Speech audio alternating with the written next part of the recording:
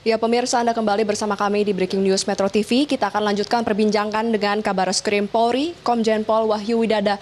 Pak Wahyu, tadi ada yang menarik nih Pak di salah satu TKM ini. Kalau bisa lihat di atas ini salah satu barang bukti Pak. Bisa dijelaskan apakah barang bukti ini perannya untuk apa?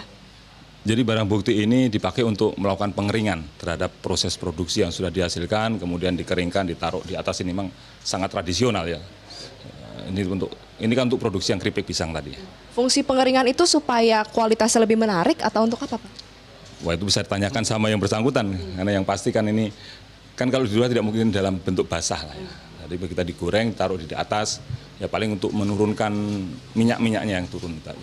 Oke Pak, kemudian kita akan kembali berbincang lagi terkait dengan pemasaran yang ada di sosial media. Mungkin kita akan bisa sembari keluar Pak.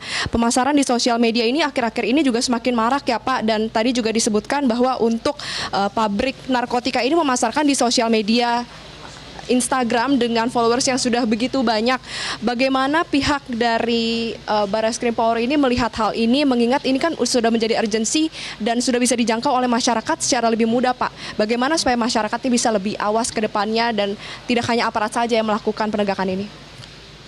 Jadi memang penjualan di media sosial, melalui media sosial ini kan tidak hanya terjadi dari bidang narkotika, tapi di hal-hal yang lain juga dengan adanya penjualan online ini kan sering sekali dilakukan sesuai dengan kemajuan teknologi. Ini adalah dampak dari kemajuan teknologi. Oleh karena itu kita juga berharap masyarakat betul-betul ikut membantu kita juga. Karena peran serta masyarakat dalam pemberantasan narkoba ini sangat penting. Tanggung jawab pemberantasan peredaran gelap narkoba ini bukan hanya Polri sendiri, tentu Polri dan BNN mungkin yang ada di depan, tetapi perlu juga supporting dari masyarakat. Tentu dari Barreskrim Polri selalu melaksanakan patroli cyber untuk melihat. Tapi kan media sosial segitu banyak. Nah, mudah-mudahan bisa kita tangkap mana-mana yang berpotensi untuk melakukan penjualan narkoba ini. Tapi bagi masyarakat juga harus melihat. Kalau memang menemukan ya, hal-hal yang bisa terindikasi dalam penjualan narkoba ini, bisa juga dilaporkan kepada kita. Di Polri sudah ada Dumas Presisi, dan juga bisa memberikan hotline juga di hotline-nya Polri, memberikan laporan bahwa terjadi ada seperti ini dan sebagainya, sehingga kita bisa secepatnya melakukan intersepsi, secepatnya melakukan intervensi untuk melakukan penangkapan. Kepedulian masyarakat juga sangat kita butuhkan dalam pemberantasan narkoba ini. Perlu ada sinergitas kerjasama tidak hanya dari aparat namun juga dengan masyarakat untuk sama-sama memberantas ya Pak adanya tindak pidana narkoba ini. Pak, mungkin bisa dijelaskan kembali nih total ada berapa masyarakat, berapa jiwa Pak yang terdampak dari pabrik narkotika ini? Ya, kalau dari hasil pengungkapan dengan jumlah yang kita ungkap ini ada sekitar, kita bisa menyelamatkan sekitar 53.000 jiwa manusia yang terdampak narkoba.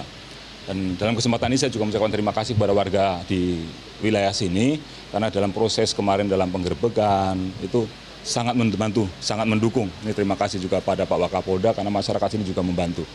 Dan kita juga prihatin karena memang Jogja ini adalah kota pelajar, kota wisata, dan tentunya saya sebagai warga negara Indonesia yang kebetulan juga lahir di Jogja sangat peduli dengan ini. Kita upayakan untuk melakukan pencegahan secepat mungkin. Kalau sudah ada terjadi produksi, segera kita lakukan penindakan. Jangan sampai nanti terjadi peredaran. Ini adalah bentuk komitmen kita untuk melindungi para generasi muda. 2030 kita menghadapi bonus demografi, dan 2045 kita mengharapkan Indonesia menjadi Indonesia emas. Harus kita selamatkan generasi muda ini, karena masa depan bangsa ini ada di para pemuda yang nantinya akan menjadi pemimpin di masa depan.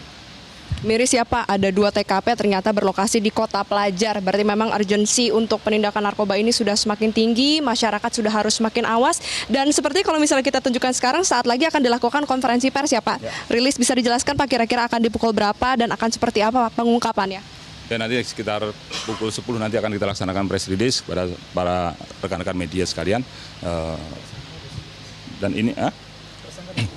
Dan tersangka juga nanti akan kita tampilkan di sini. Untuk tersangkanya ini apakah mereka baru pertama kali ditetapkan sebagai tersangka atau merupakan residivis Pak? Ada yang residivis, tapi ada juga yang di Jakarta yang masih ada 2 residivisnya. Berarti hingga saat ini Polri juga terus mengawal ya Pak untuk 4 DPO yang pengendali yang masih belum ditangkap ya Pak? Ya, kita akan terus kejar pengendalinya dan juga DPO yang masih harus kita tangkap. Dan kita himbau kepada masyarakat, mari kita bekerja sama semuanya untuk bisa memberantas narkoba ini. Ini menjadi tanggung jawab kita bersama. Masa depan bangsa kita supaya Indonesia bebas narkoba. Siap, terima kasih banyak Kabar Reskrim Polri, Komjen Pol Wahyu Widada. Ya, silakan Pak untuk mempersiapkan konferensi persnya. Iya Jason, tadi kita sudah sama-sama mendengarkan bagaimana Direktorat Tindak Pidana Narkoba Barreskrim Polri dengan kepolisian dari Daerah Istimewa Yogyakarta yang sudah berhasil mengungkap pabrik narkotika yang berlokasi di 4 titik dan ada keterkaitan dari keempatnya. Dan yang menjadi miris adalah 2 titik dari pabrik narkotika ini merupakan atau berlokasi di Bantul Daerah Istimewa Yogyakarta, merupakan kota pelajar. Banyak sekali perguruan tinggi, institusi pendidikan yang berada di sini dan juga total ada 8 tersangka yang ditetapkan sejauh ini dari ada 4 titik dari penangkapan dan juga penyergapan yang dilakukan kemarin. Namun yang menjadi catatan dan juga urgensi adalah masih ada 4 DPO yang merupakan pengendali yang masih harus dikejar dan pihak dari DTP Narkoba Barreskrim Polri juga terus berupaya untuk melakukan surveillance, terus melakukan pengungkapan agar kedepannya bisa dilakukan penangkapan dan juga pengungkapan lainnya yang semakin baik. Kita akan sama-sama nantikan Jason bagaimana proses pengungkapan dari jaringan narkotika ini yang berada di 4 titik. Akan ada konferensi pers yang akan dilakukan pada pukul 10 waktu Indonesia Barat. Nanti di sana seluruh tersangka akan ditampilkan dan juga akan ada barang bukti yang ditampilkan sekitar 500 untuk keripik pisang narkotika dan juga 5.000 untuk barang bukti berupa cairan narkotika Happy Water. Jason.